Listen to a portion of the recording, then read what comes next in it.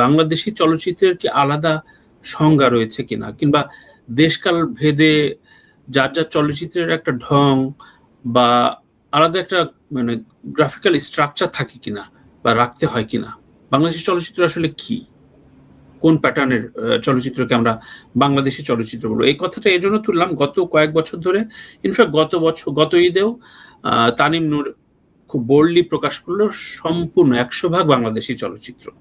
এর আগেও অনেকে অনেক রকম ফোরামে বলেছে আমারটা বাংলাদেশী চলচ্চিত্র, ওটা তো ওর মতো করে হয়েছে, অমুকের মতো হয়েছে। বাংলাদেশী চলচ্চিত্র আসলে কি? এইটার অ্যান্সারটা করা খুব ডিফিকাল্ট। আমার কাছে মনে হয় যে কোনো আর্ট ফর্ম এটা সেই অঞ্চলের মানুষের তার যে সংস্কৃতি, তার যে রুচিবোধ, তার যে চিন্তা, এগুলোর ভেতর দিয়েই হয়ে থাকে। এখন আমরা বাংলা ভাষাভাষী, আমাদের ঠিক পাশের দেশ কলকাতাতেও তারা বাংলা ভাষাভাষী, কিন্তু তাদের আচার আচরণ, তাদের প্র্যাকটিস, তাদের ধর্মচিন্তা, তাদের রাজনৈতিক চিন্তা সমস্ত কিছুই কিন্তু কিছু কিছু করে আলাদা। এই যে আলাদা হওয়া, এটার ভিতর দিয়ে তো আমার আর্ট ফর্মের যে রস, সেটাও আলাদা হইতে বাধ্য।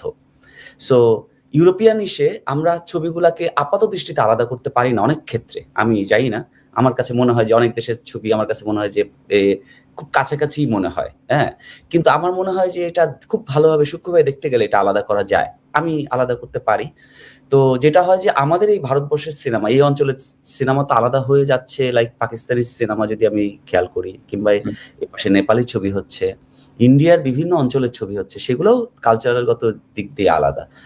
এখন এই আলাদা হওয়াটা না, এটা আলোচনার বিষয় না, কিংবা আমি বলেও দিতে পারি না যে আমারটা খাঁটি বাংলাদেশি সিনেমা। এটা আসলে আমার কাছে মানে আমি ফিল করি, এটা আমার কাছে ফিলিং হয় যে আমারটা এই অঞ্চলের ছবি, কিংবা আরেকজনেরটা এই অঞ্চলের ছবি না। এটা আসলে কথায় প্রকাশ হবে না। এটা আসলে কাজের ভেতর দিয়ে, তার কাজের ভেতর দিয়ে দর্শক, ক্রিটিক সমস্ত কিছু, এবং একটা সময়ও প্রয়োজন।